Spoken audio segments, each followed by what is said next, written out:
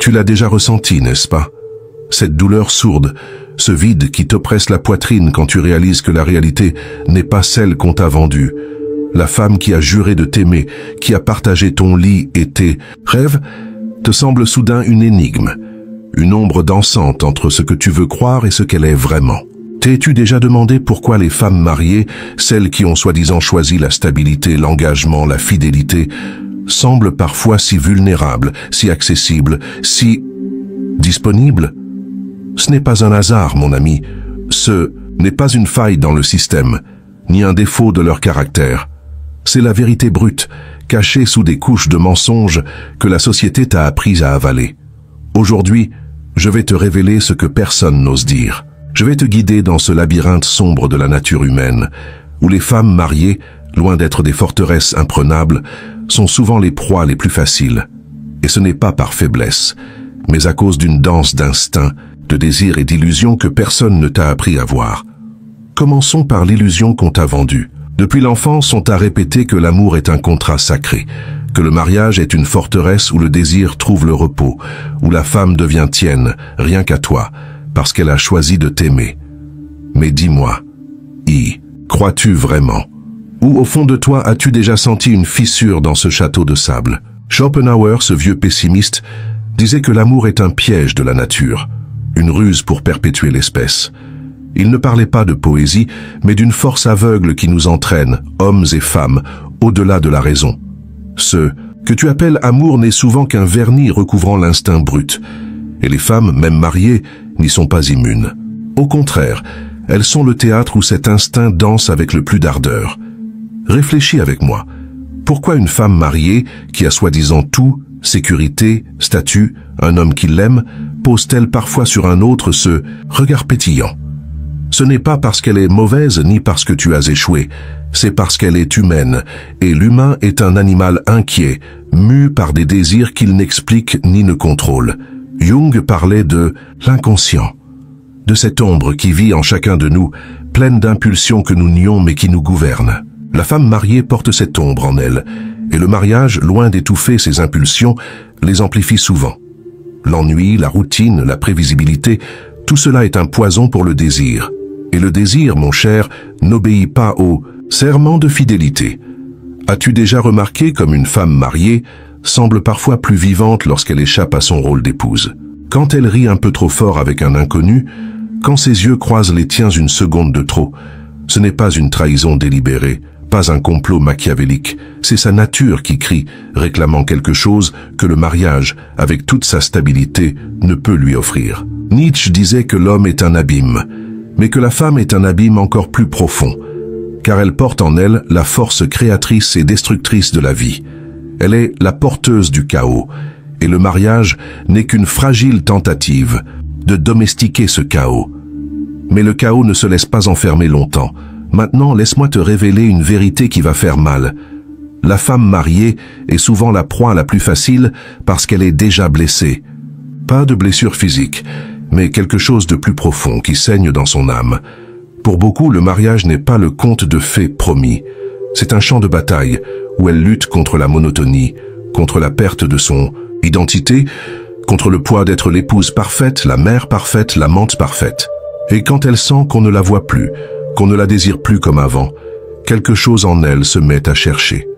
Ce n'est pas conscient, ce n'est pas planifié, c'est instinctif. C'est l'ombre de Jung qui murmure « Tu es plus que ça, tu veux plus que ça. » Et c'est là que tu entres en scène, mon ami. Pas parce que tu es plus malin, plus charmeur ou plus digne, mais parce que tu représentes ce qu'elle a perdu, le danger, la nouveauté, l'inconnu.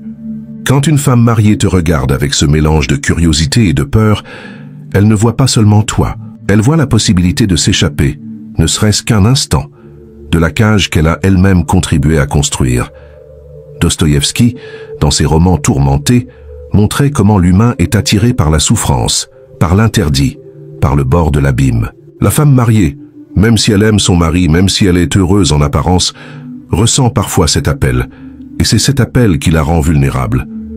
T'es-tu déjà demandé pourquoi tant d'histoires de trahison impliquent des femmes mariées? Ce n'est pas parce qu'elles sont moins morales que les hommes, c'est parce qu'elles vivent dans une tension constante entre ce qu'elles sont et ce que la société attend d'elle. La femme moderne est bombardée de messages contradictoires, soit indépendante mais soumise, soit sensuelle mais réservée, soit libre mais fidèle. Et le mariage, avec ses promesses d'éternité, amplifie souvent cette contradiction. Elle se sent prisonnière, pas de toi, mais d'une idée qu'elle a acceptée sans la questionner. Et quand elle commence à douter, quand elle ressent le poids de cette prison, c'est là que l'instinct parle plus fort. Je vais te dire quelque chose qui risque de te blesser, mais que tu dois entendre. Souvent, la femme mariée ne trahit pas pour te détruire. Elle trahit pour se sauver. Ce n'est pas à propos de toi, c'est à propos d'elle. C'est à propos du vide qu'elle ressent quand elle se regarde dans le miroir et ne reconnaît plus la femme qu'elle était. C'est à propos du besoin d'être vue, d'être désirée, d'être autre chose qu'une épouse, une mère, une femme au foyer. Et toi, mon ami, quand tu croises son chemin, tu es parfois juste le miroir où elle veut se voir à nouveau. Ce n'est pas de l'amour, ce n'est pas de la passion. C'est une tentative désespérée de retrouver quelque chose qu'elle pense avoir perdu. Mais ne te méprends pas. Ce n'est pas de la faiblesse, c'est une force brute, mal canalisée. La femme mariée qui cède au désir n'est ni une victime ni une méchante. Elle est humaine, aussi complexe et contradictoire que toi. Le problème, c'est que la société t'a appris à la voir comme un trophée, quelque chose que tu conquiers et que tu gardes. Et quand elle t'échappe, quand elle montre qu'elle ne t'appartient pas, tu te sens trahi, trompé. Mais la vérité, c'est qu'elle n'a jamais été à toi. Elle est à elle-même, et le mariage n'est qu'un accord temporaire qui tente de contenir l'incontrôlable. Pense à ça. Pourquoi les femmes mariées sont-elles si séduisantes pour certains hommes? Parce qu'elles dégagent une aura d'interdit, de danger, mais aussi parce qu'elles sont dans un état de vulnérabilité qui les rend plus humaines, plus accessibles. Elles ne sont ni les vierges intouchables des contes de fées, ni les femmes fatales des films. Ce sont des femmes réelles, avec des désirs réels, des conflits réels. Et ces conflits les rendent des proies faciles, non pas parce qu'elles sont faibles, mais parce qu'elles luttent contre elles-mêmes. Et dans cette lutte, elles baissent parfois la garde. Schopenhauer disait que la vie est un pendule oscillant entre l'ennui et la souffrance. Pour la femme mariée, le mariage est souvent l'ennui. Et le désir, même interdit, est la souffrance qu'elle choisit pour se sentir vivante. Ce n'est pas qu'elle veuille te trahir, ni trahir son mari. Elle veut trahir le destin qu'on lui a imposé. Et toi, quand tu entres dans ce jeu, tu n'es qu'une pièce sur l'échiquier, un reflet de ce qu'elle cherche. Ne te fais pas d'illusions en pensant que tu es le sauveur ou le méchant. Tu n'es que le miroir où elle se voit. Maintenant, laisse-moi te poser une question. As-tu déjà ressenti ce vide? As-tu déjà regardé une femme mariée et senti qu'elle te voyait d'une manière que ta propre femme ne t'a jamais vue? C'est parce qu'elle cherche quelque chose, et toi aussi. Vous êtes tous deux prisonniers du même système, des mêmes illusions. La différence, c'est qu'elle, en tant que femme, ressent ce poids plus intensément, car le monde exige plus d'elle. Et c'est ce poids qui la rend vulnérable, qui la pousse à répondre à l'appel de l'instinct. Nietzsche parlait du surhumain, celui qui transcende les chaînes de la morale et vit selon sa propre volonté. Mais la femme mariée, même sans avoir lu Nietzsche, vit parfois cette quête de manière instinctive. Elle veut dépasser le rôle d'épouse, de mère de femme au foyer. Elle veut être plus que le rôle qu'on lui a assigné. Et c'est pour ça qu'elle est une proie facile, parce qu'elle est en guerre avec elle-même, et dans cette guerre, quiconque lui offre un moment de liberté, de validation, de désir, peut s'y engouffrer. Mais attention, mon ami, ne te laisse pas séduire par l'illusion que tu contrôles le jeu. Toi aussi, tu es une proie. Toi aussi, tu cherches quelque chose. Peut-être une validation, peut-être du pouvoir, peut-être l'illusion de posséder ce qui ne t'appartient. Passe. Et dans ce jeu, personne ne gagne. Car le désir, comme le disait Dostoïevski, est une flamme qui consume tout.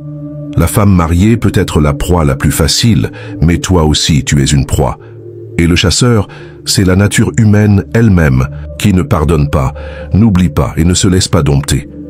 T'es-tu déjà arrêté pour réfléchir à ce qui pousse vraiment une femme mariée à franchir la ligne? Ce n'est pas seulement le désir, ce n'est pas seulement le manque, c'est quelque chose de plus ancien, de plus primal, quelque chose qu'elle-même ne comprend pas entièrement.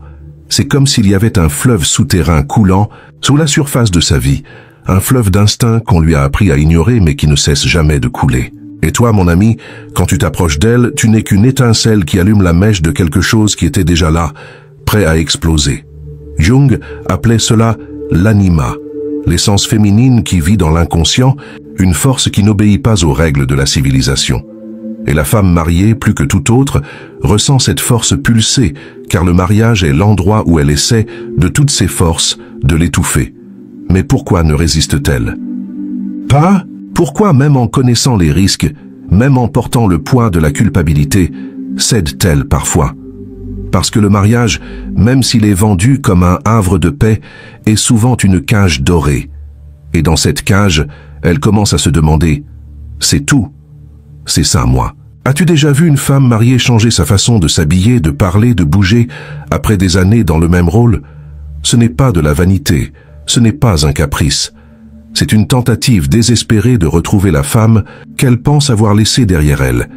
Et quand tu arrives, avec ton regard affamé, avec ton attention qui la fait se sentir vivante à nouveau, tu ne fais pas que séduire, tu lui offres une porte pour échapper à son propre reflet. Ne te méprends pas. Je ne dis pas que toutes les femmes mariées attendent un amant, mais je dis que toutes les femmes mariées sont humaines et que l'humain est fragile, contradictoire, affamé. Schopenhauer, avec son pessimisme tranchant, disait que la vie est une quête incessante pour quelque chose qui ne satisfait jamais. La femme mariée, même avec un mari qui fait tout bien, ressent souvent ce vide.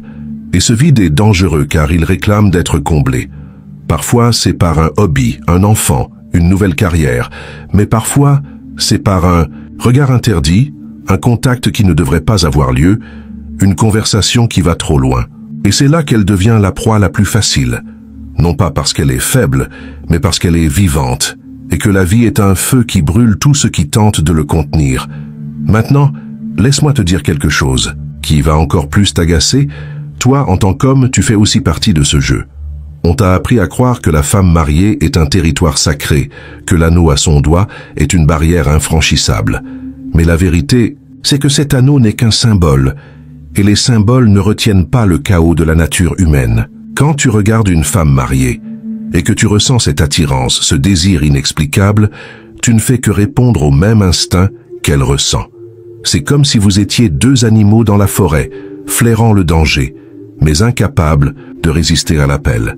Et le pire, tu n'es pas aux commandes, personne ne l'est. Le désir est le maître, et vous n'êtes que des marionnettes. Pense à ça. Combien de fois as-tu vu un homme, peut-être même toi, tomber amoureux de l'idée de conquérir une femme mariée? Ce n'est pas seulement l'ego, ce n'est pas seulement la vanité. C'est quelque chose de plus profond, quelque chose que Dostoïevski comprendrait. C'est l'attraction pour l'interdit, pour ce qui ne peut être possédé. La femme mariée est un mystère, un défi, parce qu'elle appartient déjà à un autre. Et cette idée de possession, mon cher, est la plus grande illusion qu'on t'a vendue. Personne ne possède personne. La femme mariée qui cède à toi n'est pas à toi, pas plus qu'elle n'a jamais été entièrement à son mari. Elle est à elle-même, et ce qu'elle te donne n'est qu'un fragment, un moment, une ombre de ce qu'elle est vraiment. Et voici la vérité la plus brutale. Souvent, elle ne cède pas par amour ni par passion. Elle cède parce qu'elle veut se venger. Pas de toi, pas de son mari, mais de la vie, du poids des attentes, de la monotonie, de la sensation que ses meilleures années lui glissent entre les doigts comme du sable. Nietzsche disait que l'homme vit pour affirmer sa volonté, mais la femme, souvent, vit pour défier le destin qu'on lui a imposé. Et quand elle te choisit, même pour une nuit, même pour un échange de regards, elle dit au monde « J'existe encore, je suis plus que ça ». C'est un acte de rébellion, même si elle ne l'admet pas, même si elle pleure de culpabilité. Après, as-tu déjà remarqué comme la culpabilité est une force étrange? Pour la femme mariée, la culpabilité est à la fois le poison et le remède. Elle se sent coupable de désirer, de céder, de trahir. Mais cette même culpabilité est ce qui la fait se sentir vivante, car la culpabilité est la preuve qu'elle a encore du pouvoir, qu'elle peut encore choisir. Et c'est pour ça qu'elle est si vulnérable, parce que la culpabilité, comme le désir, est une flamme qui consume, mais qui éclaire aussi. Et toi, quand tu entres dans ce jeu, tu joues avec le feu. Pas parce qu'elle va te détruire, mais parce que vous allez vous brûler tous les deux. Maintenant, laisse-moi te poser une question qui va t'obliger à te regarder dans le miroir. Pourquoi es-tu attiré par elle? Pourquoi la femme mariée, avec son anneau qui brille comme un avertissement, t'attire-t-elle comme un aimant? C'est parce que, au fond, toi aussi, tu cherches quelque chose. Peut-être la validation de savoir que tu es désiré, que tu es capable de voler ce qui appartient à un autre. Peut-être l'adrénaline du danger, la sensation d'être vivant dans un monde qui t'ennuie, ou peut-être, et c'est la vérité que tu ne veux pas admettre, c'est parce que toi aussi, tu es enfermé dans une cage, et qu'elle est le miroir où tu vois ta propre insatisfaction. Jung disait que la rencontre avec l'autre est toujours une rencontre avec notre propre ombre. Quand tu regardes une femme mariée et que tu ressens du désir, tu ne vois pas seulement elle. Tu vois ce qui te manque, et elle, quand elle te regarde en retour, fait la même chose. C'est une danse dangereuse, où personne n'est totalement innocent, ni totalement coupable. Vous n'êtes que des humains, pris dans une toile de désir, de peur et d'illusions que personne n'explique, mais que tout le monde ressent. Et maintenant, la vérité finale, celle qui va te faire déglutir. La femme mariée est la proie, la plus facile parce qu'elle est le reflet de ta propre faiblesse. Elle est vulnérable parce que tu es vulnérable. Elle cède parce que tu cèdes. Et le mariage, avec toute sa pompe, toutes ses promesses, n'est qu'une tentative de cacher cette vérité. Aucun de nous n'est assez fort pour résister à l'appel de la vie, du désir, du chaos. Schopenhauer avait raison.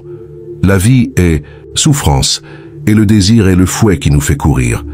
La femme mariée n'est pas plus faible que toi. Elle est simplement plus honnête avec son propre vide. Alors, que fais-tu de ça? Continues-tu à prétendre que l'amour est éternel, que le mariage est une forteresse, que tu es le héros de ta propre histoire? Ou affrontes-tu la vérité en homme et acceptes-tu que la vie est un jeu sans règles, où tout le monde est à la fois chasseur et proie? Le choix t'appartient, mais sache une chose. Une fois que tu as vu l'abîme, tu ne peux plus le dévoir.